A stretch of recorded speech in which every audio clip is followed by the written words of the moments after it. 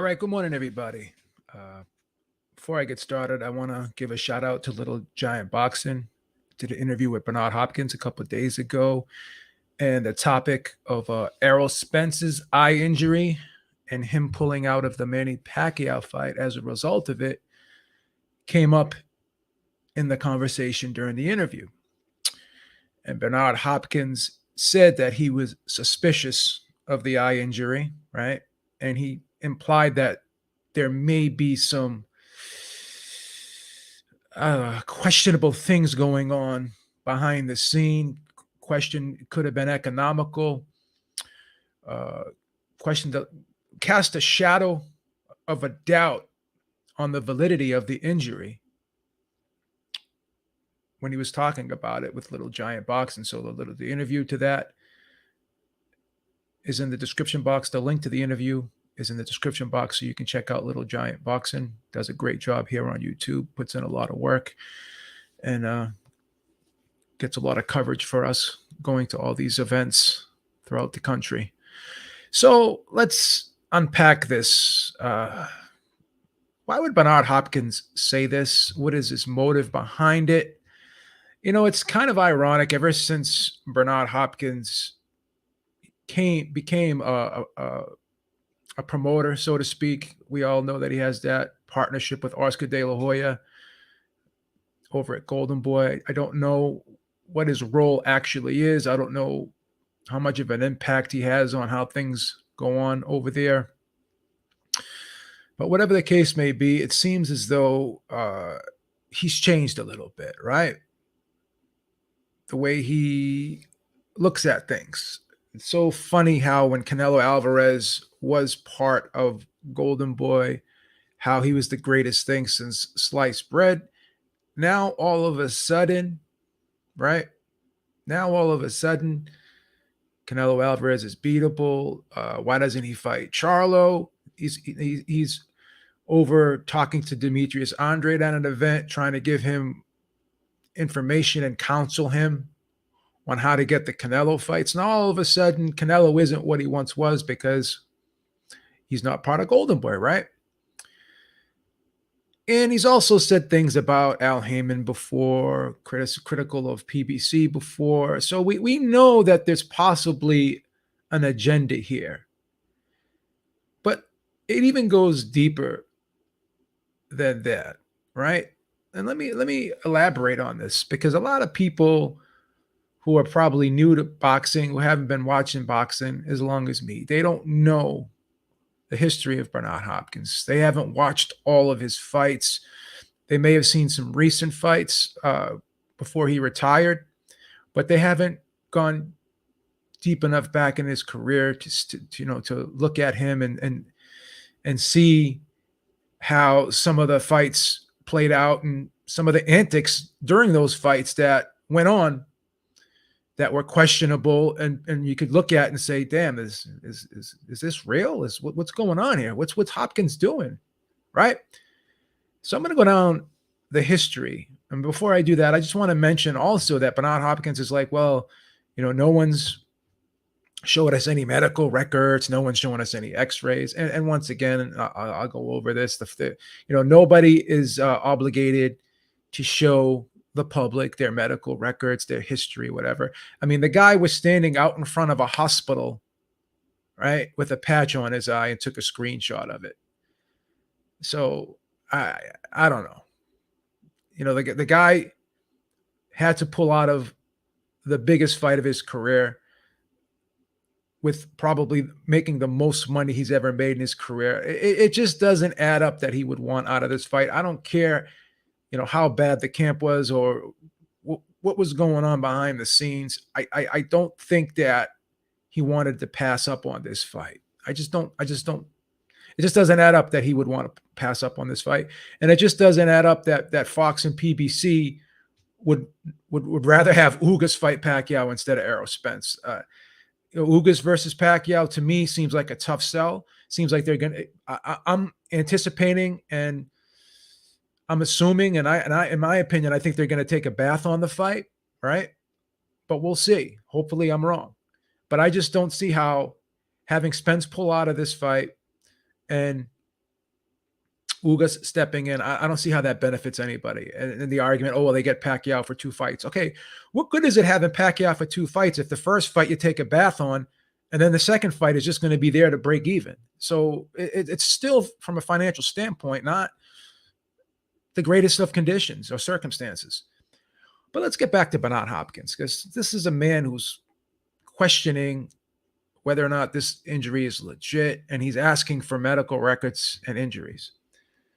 Right. So let's look at the career of Bernard Hopkins. Now you can go back to a fight in 1998 when he fought Robert Allen, right? And the fight ended up becoming a no contest after 4 rounds, right? And it was a pretty competitive, tight fight. Hopkins was up on 2 of the cards by a point, and on the third card he was up by, like, I think 2 or 3 points, right? So him and Robert Allen were in a clinch, and Mills Lane was the referee, right? So little Mills Lane, he weighs about 130, 135 pounds, soaking wet with an anvil in his back pocket. He's not the biggest guy in the world. He's about 5'3", 5'4". He's a tiny little guy. He was actually in the Marines. He was a former boxer. And I think when he was boxing, I believe he was like a featherweight. He was a featherweight when he boxed. He was an amateur boxer, boxed in the Marines as well. He's a small guy, right? Very tiny guy, right? So Hopkins and Robin Allen were in a clinch. So little tiny Mills Lane goes in there, right? And breaks them up. And Hopkins stumbles back, falls into the ropes, and it looks as though he leans his body down and kind of slides out in between the ropes and falls out of the ring, right? I don't know. It didn't look, I think he fell on a table. It didn't really look that serious, okay? But again, I don't know the extent of, the injury or the pain he was going through at that particular time. But what I can say is, it looked very suspect when you see a little guy like Mills Lane just break like normal break, right? And then Bernard Hopkins stumbles back like he just got hit by a friggin' 250-pound lineman, right? It just, for me to just sit there and believe that a 135-pound man can throw 160, he's probably 170, 168, 170 pounds, probably the night of the fight. So a guy that weighs 130 pounds is going to throw another guy that probably is outweighing him by 30 to 40 pounds, right? And he didn't even really push him hard. And where he pushed him, like he pushed him kind of like in his abdomen a little bit, and it separated him. And Bernard Hopkins goes flying out of the ring. At best, it looked suspect to me. Right? So to me, it looked like maybe Bernard Hopkins was having an off night. The fight was closer than anticipated. He found a way to possibly get out of the fight. And ironically enough, he was calling, he didn't try to even get back in the ring. He just laid there withering in pain. It looked as though he was exaggerating the injury, in my opinion. And not only that, I found it hard to believe that a 130, 135-pound man is going to throw, and this is an old man as well. Mills Lane was probably in his late 50s at the time, right? Maybe early 60s, right? So for me to believe that little guy threw him out of the ring, I just couldn't believe it, right? I just couldn't believe it. It looked as though he was doing an acting job, in my opinion. That's just my opinion. Right? So then let's go look back to the Calzaghe fight, right? When he fought Calzaghe in 2008, right? So then Bernard Hopkins is, a pretty competitive fight. I thought Calzaghe was winning the fight, but other people thought Hopkins, was winning the fight. But if you remember and you go back, every time Calzaghe would touch him, right, on the belt line, he would double over, fall on the canvas, and wither in pain as if he got hit directly in the nuts. There were times he was getting hit on the belt line, times he was getting hit on the side, nowhere near his cup, right? But each and every time Calzaghe threw a body shot, I'm not going to say each and every time, but multiple times in that fight, when Calzaghe threw a body shot, Hopkins doubled over, fell on the canvas, and withered in pain as if he got kicked in the nuts or he got smacked in the nuts by a fucking bat. Again, you could see the instant replay. Even the announcers was like, "Oh, I don't know. That looked. I don't think he got really. I don't think that he got hit in the cup there. I don't know. But it looks like Hopkins is trying to take a breather or possibly get a point taken away from Calzaghe. So, to me, that was another questionable act from Hopkins during that, or a questionable set of circumstances by Bernard Hopkins in that fight, trying to get a breather because Calzaghe was really fighting a fast-paced fight. He knew the fight was probably close on the cards. So to me, he's trying to take a breather, right? And trying to get a point taken away from Calzaghe. Okay? So that's another acting job that you can probably question, what's going on here? What's Bernard Hopkins doing? Something doesn't look right here, right? So now let's go back to 2000. Let's not go back. Let's go ahead, I should say, to 2011 when he fought Chad Dawson, right? When Bernard Hopkins was the WBC champion, and I believe Chad Dawson, if I'm not mistaken, was the mandatory, or that fight was ordered, and he had to fight Chad Dawson. Horrible style matchup for Bernard Hopkins, a slick southpaw, a guy who is a counterpuncher himself, a guy that's not really that aggressive, but a guy that has a very good jab and really good at gauge and range. Horrible style matchup for Bernard Hopkins. I believe that he was ordered to have that fight. It's not something that he would have probably chosen himself. So, first round, Chad Dawson clearly won the round. I thought Bernard Hopkins had a hard time gauging the distance. He couldn't get close. Chad Dawson was landing a lot of sneaky left hands that Bernard Hopkins seemed to have had a hard time timing. Clearly, Chad Dawson was winning that round. Second round comes around, more of the same. But Bernard Hopkins throws a right hand, and he really leans forward and goes over the top, and Chad Dawson ducks. And Bernard Hopkins literally jumps on Chad Dawson's back while Chad Dawson is in that bent position, right? So I'm saying to myself, why did he exaggerate that movement? Why did he accentuate that movement? Why did he lean so far in and go over the top, and it just jumped on Chad Dawson's back, right? Looked as though he was trying to, he's frustrated, little roughhousing, whatever, trying to get in Chad Dawson's head, whatever. He's trying to make the fight physical because he knew from a tactical standpoint he was having problems. Whatever the case may be, he caused the contact. So the announcers were saying that, when Chad Dawson stood himself back up, because what is anyone going to do when they're in that bent position and they got someone on their back? That's an uncomfortable position. You're going to try and stand yourself up so you can get that guy, the weight of that guy, who at that time, light heavyweight fight, he could have weighed upwards of 185 to 190 pounds. Who knows, right? So you got all that weight on your back. That's an uncomfortable position. What is anyone going to do when they're in that position? They're going to stand themselves up, right, to get that weight off their back, because it's not healthy. It's not comfortable. It's not a good situation to have all that weight on your back when you're bent over like that. You're going to hurt yourself, right? So what is anyone going to do in that position? They're going to stand themselves up. So Chad Dawson just stands himself up. Everyone's like, oh, the announcers, oh, Chad Dawson threw Bernard Hopkins off him. No, I mean, he stood himself up. I mean, the way that was presented to the press and to the fans and to the public was ridiculous. Bernard Hopkins was the one who initiated that contact. That was incidental contact, right? So Bernard Hopkins, as Chad Dawson lifts his body up, Bernard Hopkins goes flying in the air, falls down, lands on his side and his back first. Then he rolls over and hits his elbow on the canvas. So then he starts grabbing his shoulder. Now, to me, it looked as though that he landed on his back, and that his back took the full blunt of the fall, right?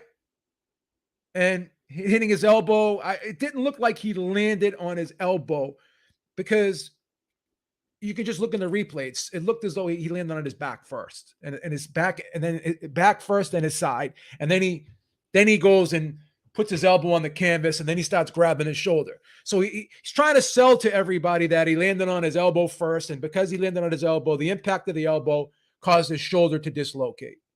Whatever. That's fine. I didn't see that.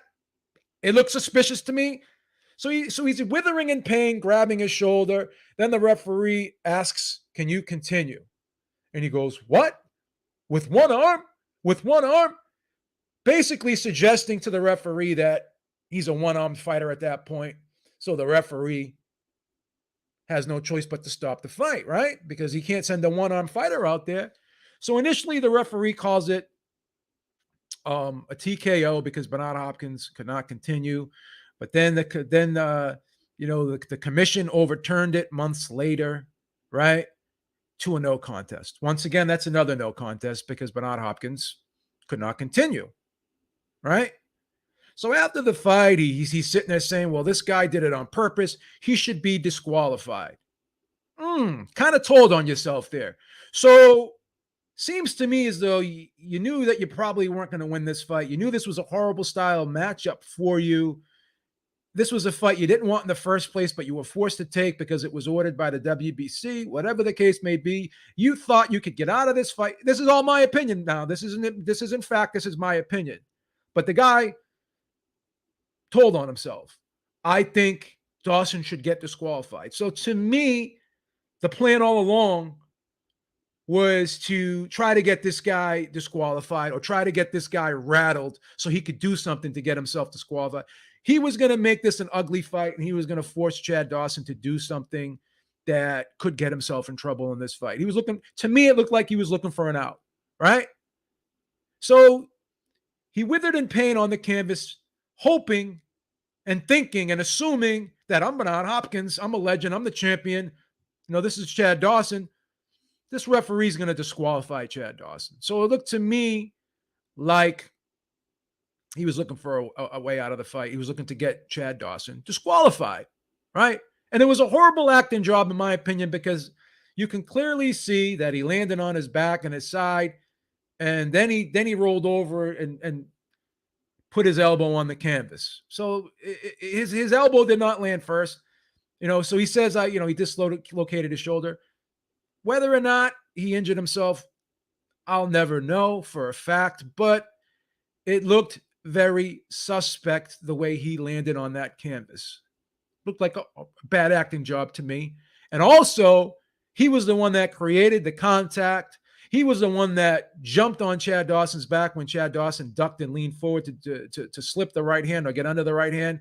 So why is Chad Dawson being blamed for something that Bernard Hopkins initiated?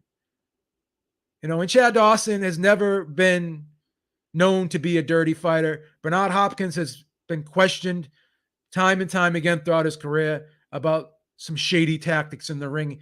Openly admitted that he hit guys on the hip and on the pelvis when the referee wasn't looking. So this is a guy that tells on himself, tells you that he'll bend the rules to try to win. This is a guy that will do anything to win a fight at all costs. That Robert Allen thing, I'm still to this day, no one's going to convince me that a 130-pound man threw him out of the ring.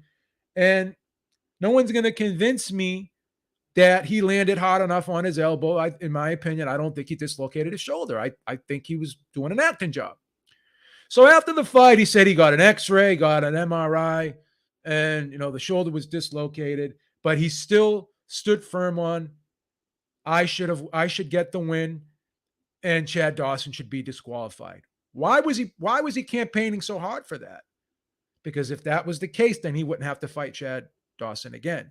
But because the commission ruled the fight, a no contest, what happens?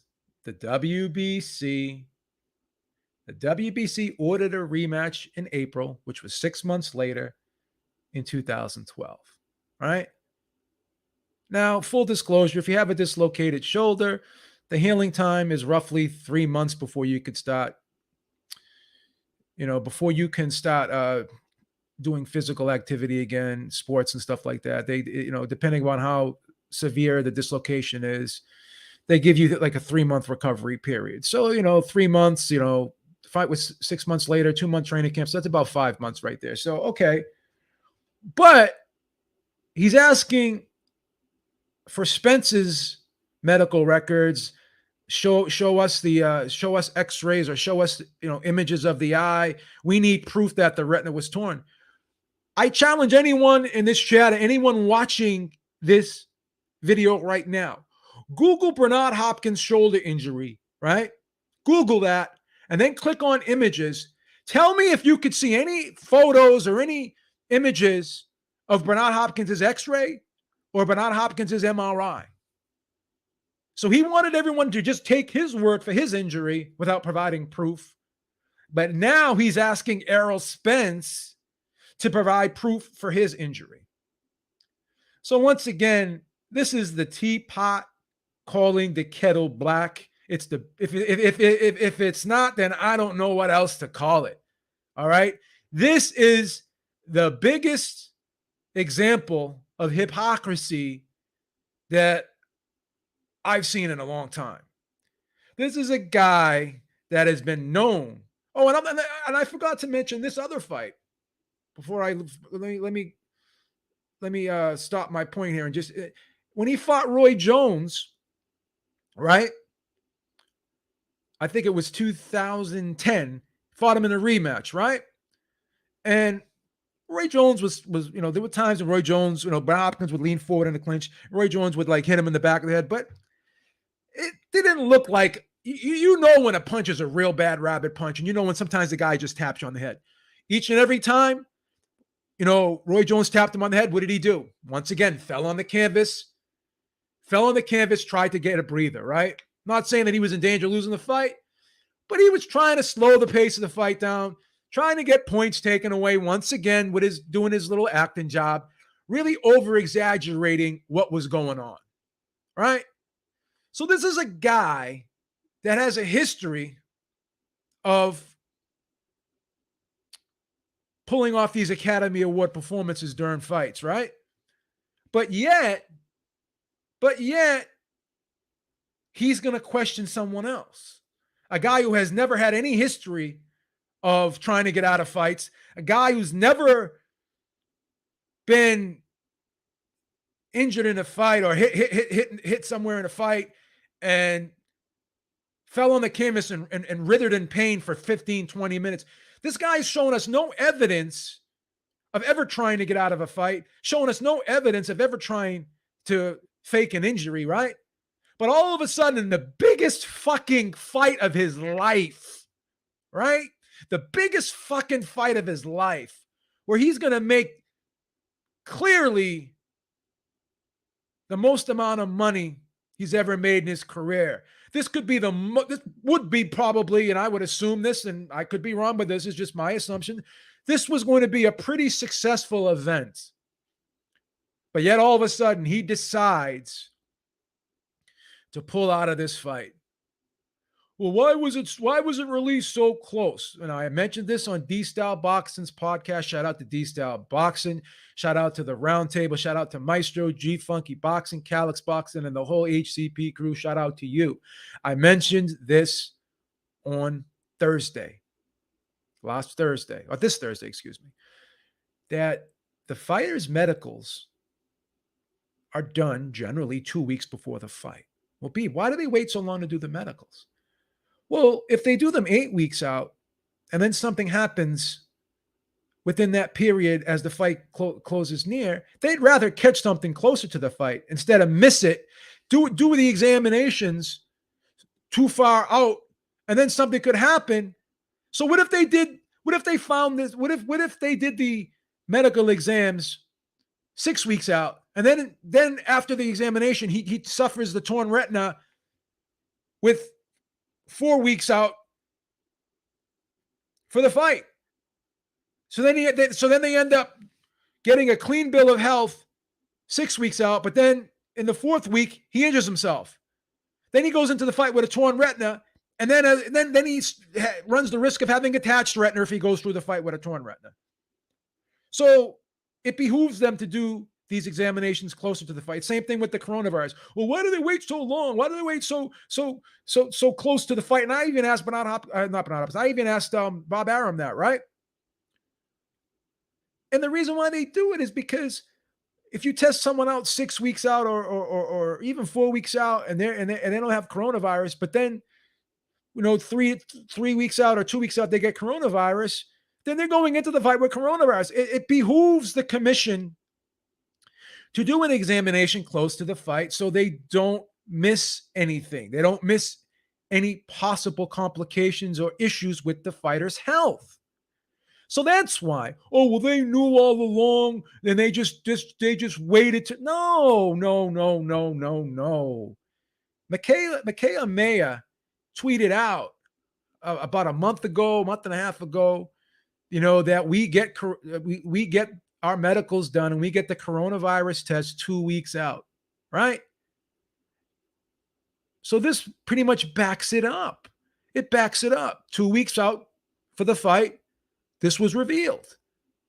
So they're not going to sit on this information and again, why would they do that? Oh, well, they knew that they were going to have Ugas fight. Come on. This does not help anybody. Okay, this is not a positive. And you can argue and say, well, now they got packed for 2 fights. Yeah, but what good is having packed for 2 fights if the first fight you're going to lose a substantial amount of money on, right? Why not just have the one big fight with the potential to make some money as opposed to having a fight, losing money, and then having the second fight trying to play catch up? It just makes no sense. I mean, everyone has a right to their own opinion.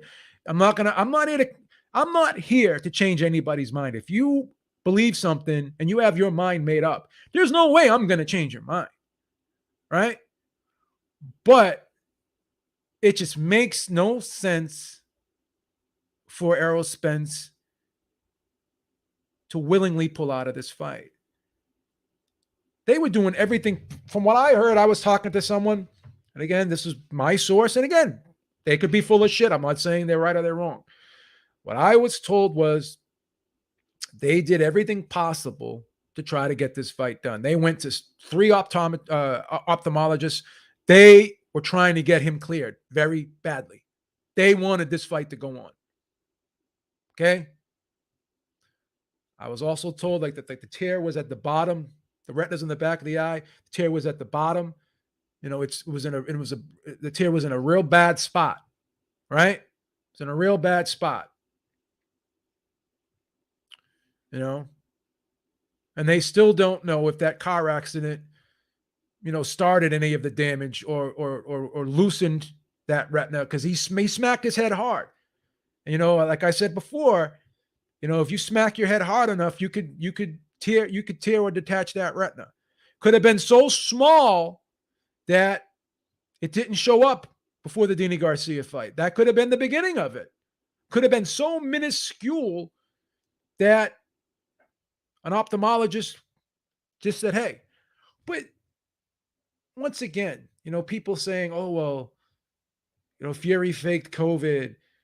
This injury is being faked as well. Part of the requirements of the fighters' medicals are that they have to get an eye examination, right? They have to get an eye examination. So they have to go to an optometrist or an ophthalmologist. They dilute the eyes, put you on that machine. Everyone's done this, and they take the pictures of the eye to see, okay, if there's any damage in there, right? Any possible tears, whatever.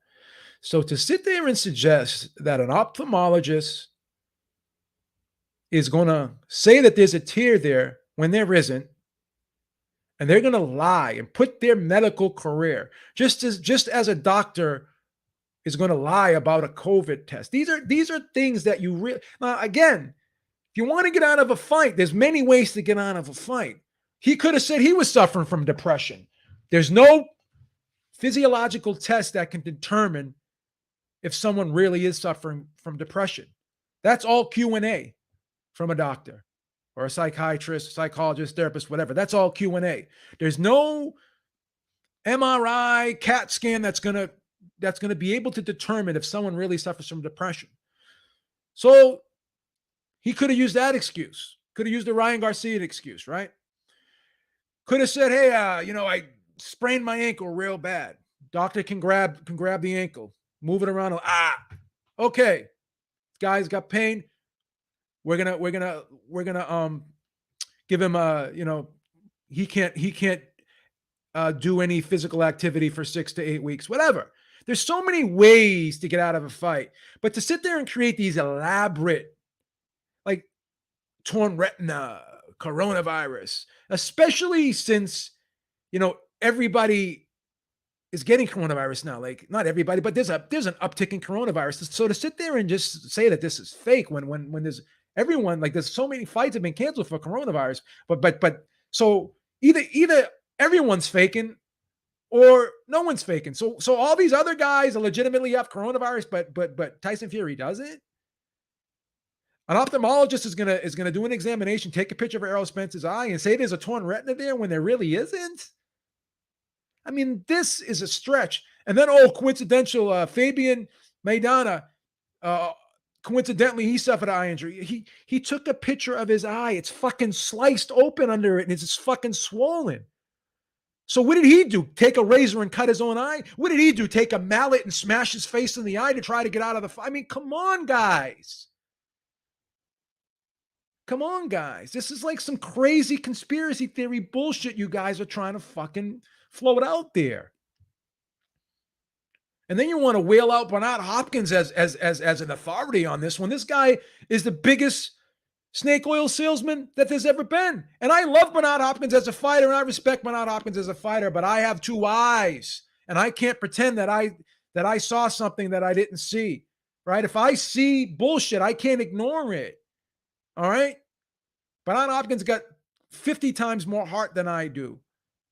He's 50 times more courageous than I am because he got in that ring night in and night out. But I can't lie and say that I believe a 130-pound man threw him out of the ring. And then he falls back, and then he stops and pauses, and then he dips himself out and conveniently slide. I mean, it just looked fucking suspect to me. The Chad Dawson thing looks suspect to me. And then I see him getting hit on the fucking belt line and then grab his nuts that are fucking 6 inches below the belt line. I mean, I can't lie. I can't lie and say I'm seeing something that I'm not seeing. That would just be me being intellectually dishonest. Sorry, I can't co-sign on that. As much as I respect the guy, he's a Hall of Famer, right? He's a legend. 45, 50 years old, being able to compete with guys fucking half his age. That's some serious shit. But I can't ignore a lot of the BS that he's tried to pull throughout the course of his career. I can't ignore that. Right? I can't ignore that. And I can't ignore the hypocrisy and all of a sudden him telling Errol Spence to provide medical information when he never provided medical information for any of his injuries. Never.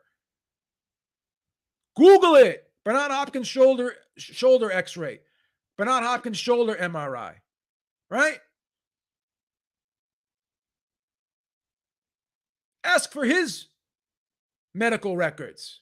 Ask for proof from him that he injured his shoulder back in 2011 in that Chad Dawson fight.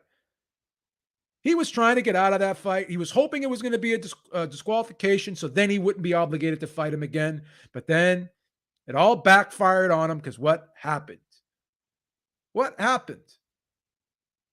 WBC ordered the rematch, and you had to fight him anyways. So it is what it is, guys.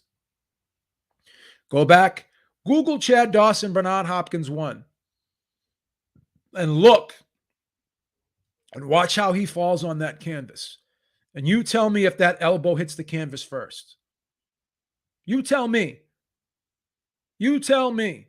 And then you also tell me who created that contact. Right? And then also explain to me how Chad Dawson picked him up and threw him off him, as was suggested by him, Max Kellerman, and the rest of the team.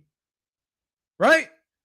How does a guy If a guy's bent over, he's got boxing gloves on, his hands are out in front of him, how does he lift someone up and throw him off him? Again, it's fucking ridiculous. Okay?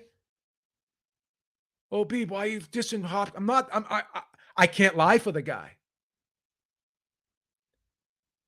If that was my father in the ring and I saw him doing that and someone asked me, did that look suspect to you? I would say, yeah, looked like my dad was fucking trying to pull an okey doke.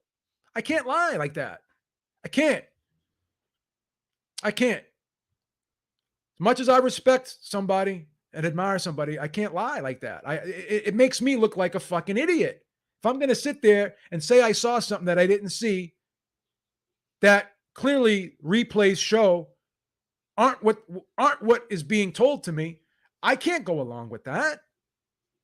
I can't go along with that. Just like I can't go along with the notion that an optometrist is going to take a picture of Errol Spence's eye, dilute his pupils, dilute his eyes, and take a picture of his eyes, and then say that there's a torn retina there when there isn't.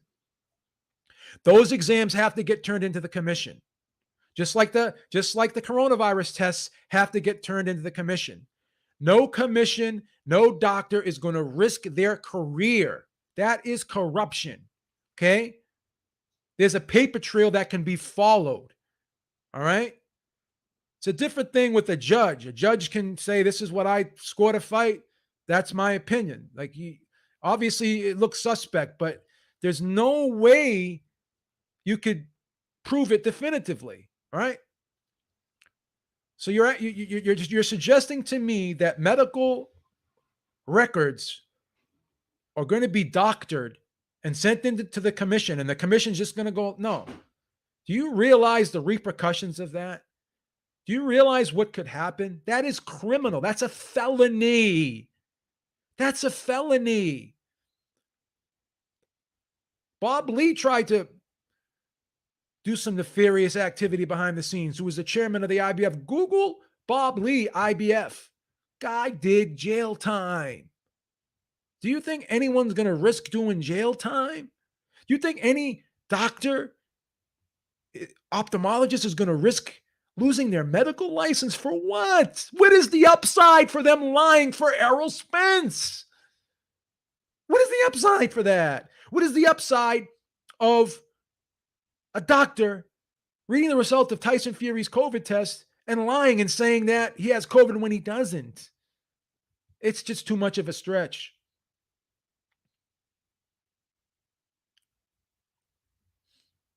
It's just too much of a stretch, guys.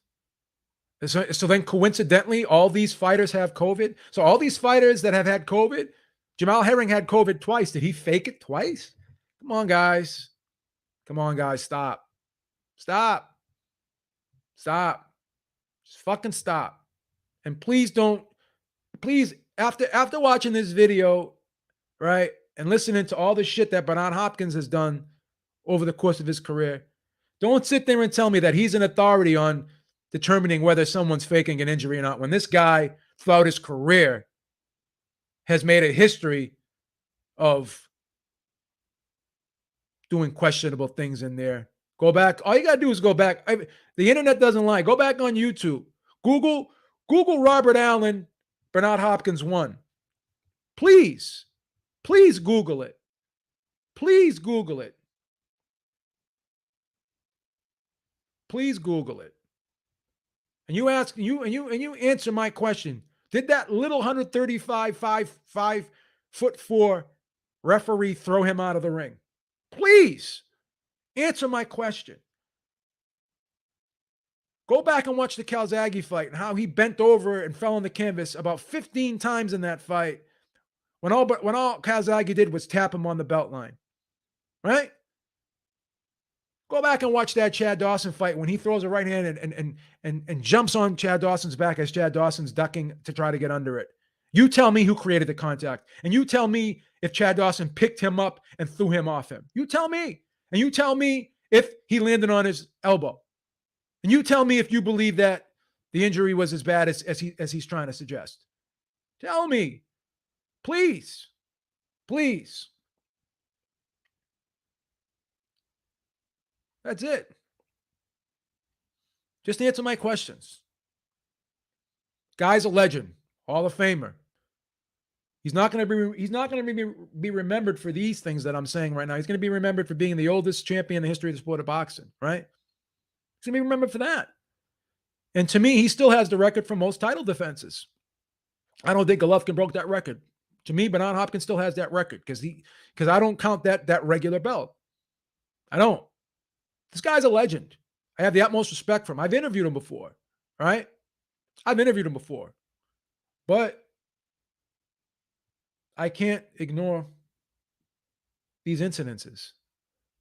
I can't ignore them. I can't ignore these incidences. So he's the last guy that should ever be calling a fighter out for faking an injury when there's been a lot of suspect things that have gone on throughout the course of his career. And they're all on YouTube. And I'm once again, not to beat a dead horse, I welcome all of you to look at that.